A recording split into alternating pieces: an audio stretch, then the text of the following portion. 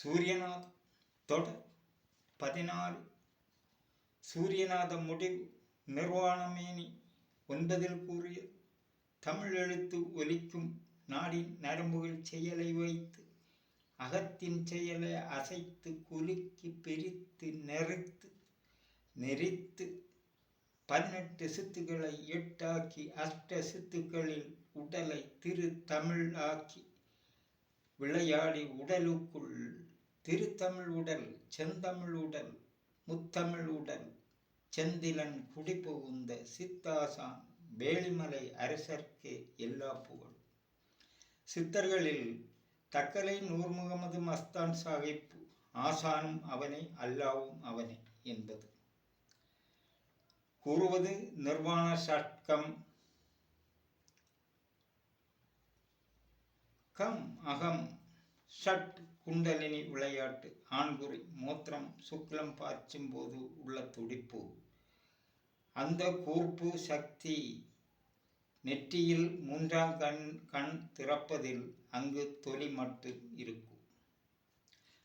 அப்போது நிர்மாண ஷட்கம் நிர்மாண யோகம் குண்டலினி யோகம் சரீரத்தை துறந்து செயல்படுவது. துறவி என்ற வார்த்தை பொருள் திருத்தமிழில் கூறுவது. அதை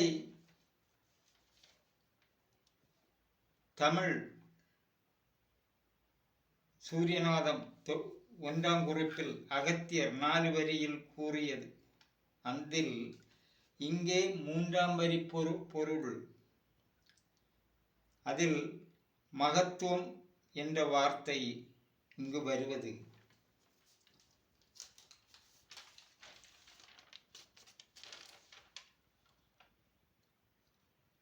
கரம் என்பது இல்லை, நான் குதம் என்பதில்லை, மனம் என்பதில்லை, என் பேச்சும் நான் இல்லை.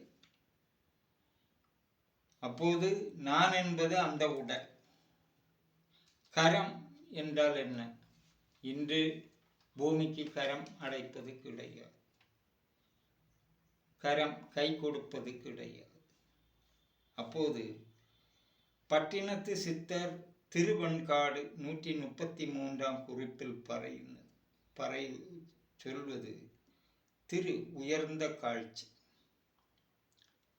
சூரிய ஒளியை ஏற்றி செய்வது. அதில் அஞ்சக்ஷர கோடாலி கொண்டிருந்த ஐம்புலனா வஞ்ச புலக்கட்டை வேர் அறவெட்டி வளங்கள் செய்து வஞ்சத்திருத்தி சதாசிவம் என்கிற வித்தையிட்டு பஞ்ச களைப்பறித்தேன் வளர்த்தேன் சிவபோகத்தை.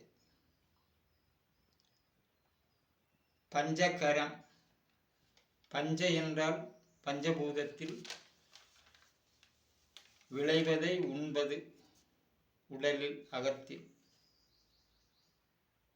புலக்கோட்டை புலன் பஞ்சபுலன். அப்போது முகம் இந்திரிய செயல்கள். அதில் கரம் என்பது இப்போது புரியும். பஞ்சபுலன். அந்த கரம் இங்கு இல்லை, கரம் என்பது இல்லை அந்த உடலில். நிர்வாண மேனி காணும் உடல். இது பஞ்சபூத செயலால் உருவாகும் உடலில் பஞ்ச இந்திரியம் செயல்பட அந்த பஞ்ச இந்திரியத்திற்கு தலைவன் மனசு உங்களிலும். அது இல்லாமல் ஆக்குவது. இங்கு பஞ்சபூதம் ஆகார தத்துவம் உண்பதில் உண்டானது சூரிய சக்தி செயல். அந்த சூரியன் ஒன்றினையும் தீண்டுவதில்லை, தீண்டி செயல்படுவது கிடையாது. அது நமக்கு நம் வாழ்வில் நீங்கள் சிந்தித்தால் புரியும். அதில் சூரியன் செயலில் பஞ்சபூதம். அந்த செயல் மனித ஜீவன்களுக்கு உணவு வேணும். அந்த உணவு இங்கு இல்லை, அந்த உடலில் இல்லை. பஞ்சபூத சக்தி கிடையாது. அப்படி என்றால் பூமி செயலில்லை, நீர் செயலில்லை, வாயு செயலில்லை, ஆகாச செயலில்லை. சூரியன் ஒளி எங்கிருந்து எப்படி வீசுகிறது? அந்த ஒளியில் 3 நிறம், அதில் வெள்ளை நிறம் உடலில் ஆக்குவது. அப்படி அந்த சூரிய சக்தியை ஆவாகிச்சு, அது பக்தி யோகத்தில், அஷ்டாங்க யோகத்தில், பிராணயாமம் கண்டு சமாதி, முனி, சமாதி, யோகி, தியாகி கழிந்தது. அப்படி வரும்போது அந்த மனசில் எது உண்டாகும்? ஒன்றுமே உண்டாகாது, தேவையில்லை. அடுத்தது குதம் என்பது இல்லை. குதம் கர்மேந்திரிய செயல். குதம் வாய். நமக்கு 3 வாய் உண்டு. ஏதெல்லாம்? ஆகாரம் உண்பதற்கு வாய், மலம் வாய், நீர்வாய், அப்படி 3 வாய் உண்டு. இங்கு குதம் என்பது இல்லை. அப்போது கர்மேந்திரிய செயல்பாடு குதம்பாய், ஆகாரம் உண்பது, அன்னக்குடலில் சேருவது.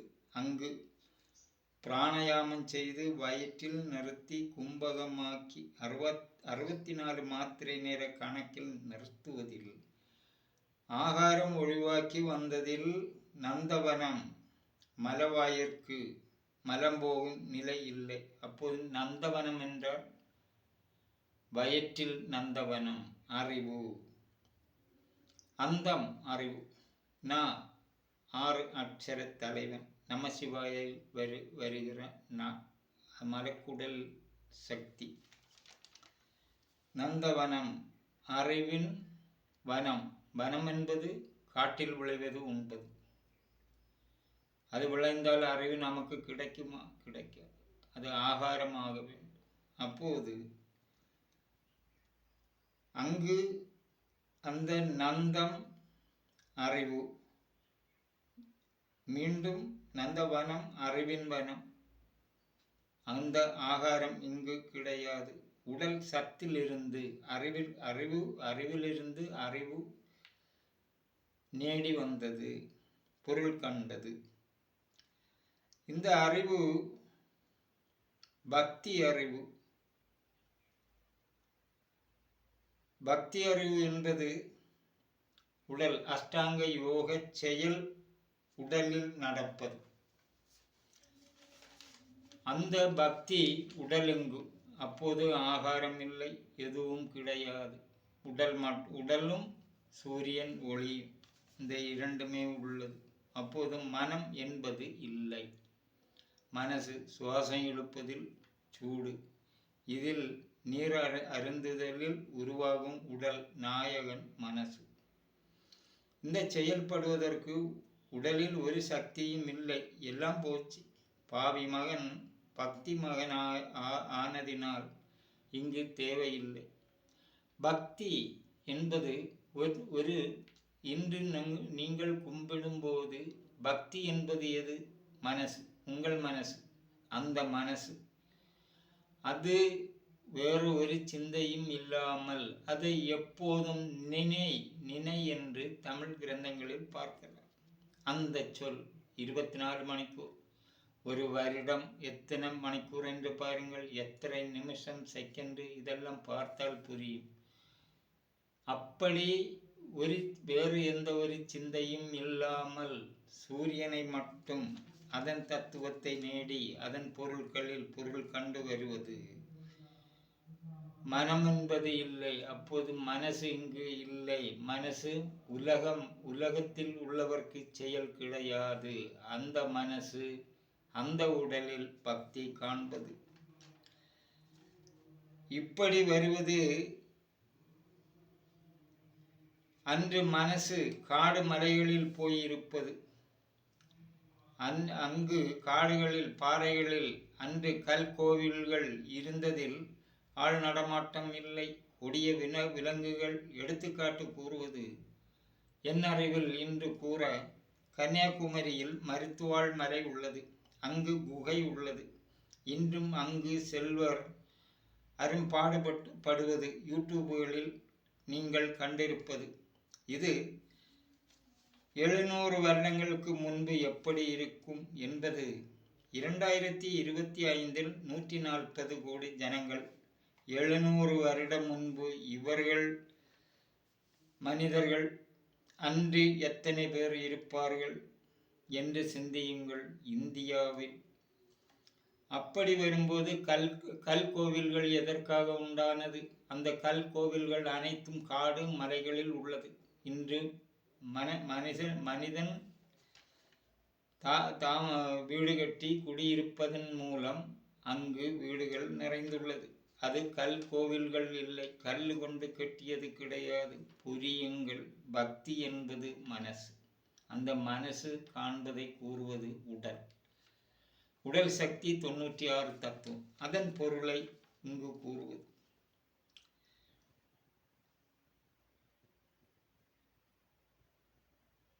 பேச்சும் நான் இல்லை,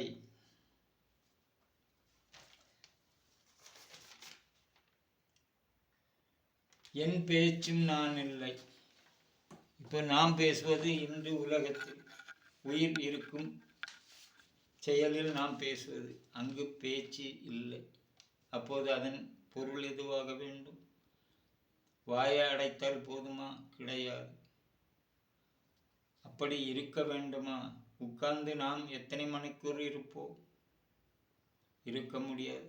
அந்நிலை. இவர்கள் உடல் கூறு சூரிய ஒளியில் இருக்கும்போது எங்கும் எப்படியும் ஏது நிலையிலும் அவர்கள் இருப்பது உலகத்தில் எந்த ஒரு செயல் ஈடுபாடு உள்ளவைகளில் இல்லை.